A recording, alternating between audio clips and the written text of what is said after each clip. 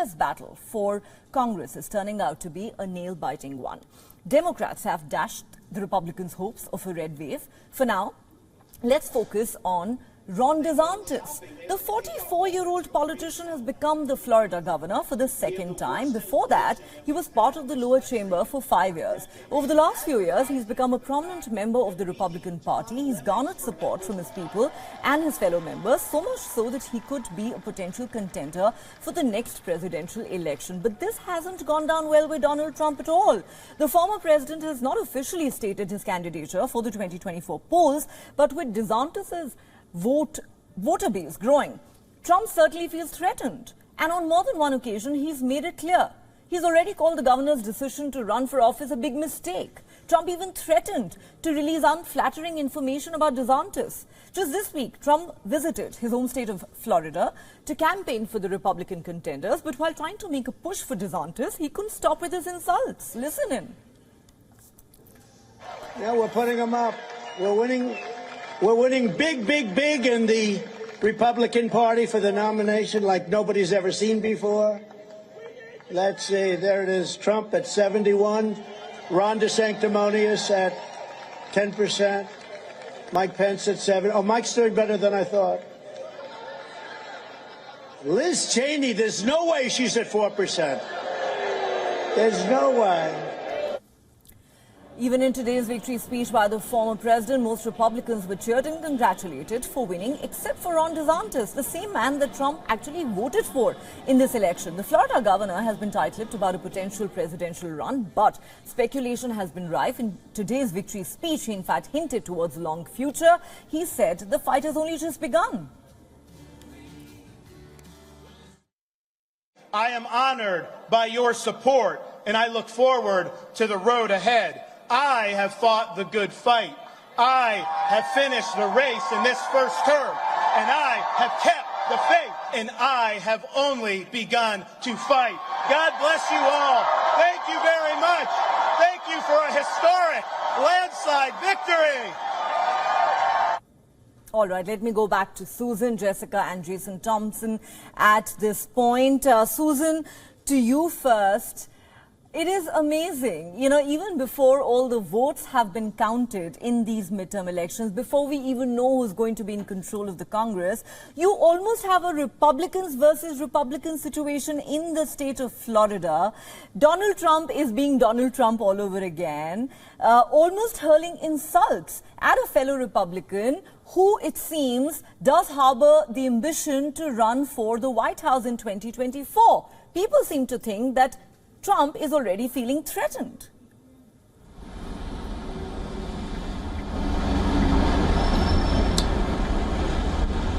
I mean, it's interesting. Donald Trump did support Ron DeSantis ultimately, and I think if we talk about a red tsunami or a red wave, we really did see that in the state of Florida last night.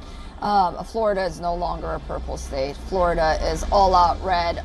Ron DeSantis really pulled through. And the American voters really showed that if they do have a good, viable, solid Republican candidate, then they are going to vote for that candidate. And that was Ron DeSantis. Marco Rubio, also in Florida, Miami-Dade County, was really a part of Florida that was, for the most part, for many years, voting Democrat. Now, Florida is red. So it's, Donald Trump being Donald Trump. He may make those comments about Ron DeSantis. We'll have to see whether or not DeSantis does have aspirations beyond being the governor of Florida for 2024. But it definitely does seem like he is the rising star of the Republican Party. And I think moving forward, regardless of what happens, there is going to be a lot of soul searching among the Republican Party on why there weren't more wins, and whether or not the alternatives that were presented against the Democrats were not favorable because they were associated with some of the policies, not Trumpism, but some of, for example, the election questioning of Donald Trump or not. So will he be in the way? of 2024 for the Republicans, and will Ron DeSantis be more favorable or not? I think those are the issues that we'll be discussing moving forward. All right. Now, let's not forget that Donald Trump has said he's going to make a big announcement on the 15th of November. So, Jessica, let me come back to you. While it's true that neither Ron DeSantis nor Donald Trump have formally launched a bid for 2024, fact is both have dropped enough hints that tell us that they will throw their hats into the ring, and it's already as if Donald Trump has declared war on a man who he perceives to be his rival in 2024. How do you see this panning out for the Republicans? And also, the Republicans were hoping that through the midterm polls, they would be able to reduce Biden to being a lame duck president. But many are now saying that is not going to happen. And therefore, do you think Biden would now fancy his chances in 2024, something that many thought was not going to happen? Well, first off, Joe Biden will be a lame duck president if he loses the House. There won't be any legislation that comes through the Congress that is likely to want to merit his signature and vice versa. So if the Republicans do take the House, we will effectively have a reining in of the U.S. president. But when it comes to the forthcoming expected battle between Ron DeSantis and Donald Trump, I mean, certainly you've already seen barbs being exchanged between those two. You've already seen DeSantis distance himself from Donald Trump, which is a well-worn, successful path that's already been charted by the Virginia governor, the Republican of Virginia, the state in which I live and closely watch that race, Glenn Youngkin, a businessman, a Republican, took the endorsement of Donald Trump, never let him appear on the campaign trail beside him, and then had him do a teletown hall the night before election to turn out those Trump voters, but never really explicitly made clear whether he would vote for Donald Trump in 2024 unless he is the presidential, the nominee of the party, meaning that there was no other choice in 2024. So he really has a roadmap that DeSantis has really been following. And so I think what we have in terms of a race on the right is a model that where a more moderate or less Trumpian, no Trump baggage Republican can certainly chart a path towards the nomination. And that's what we learned in the last couple of years, and certainly what we learned last night with Ron DeSantis' big win. Well, yes, absolutely. It's interesting how you put it.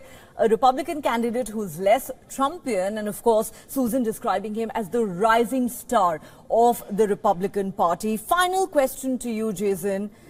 Ron DeSanctimonious, really? I mean, this is the same man that Donald Trump has voted for in the midterm elections, unless Donald Trump knows something that we don't. But he seems to have already declared war on a man in his own party, even before the votes have been counted in the midterm elections. Is Donald Trump feeling threatened? What's going on here?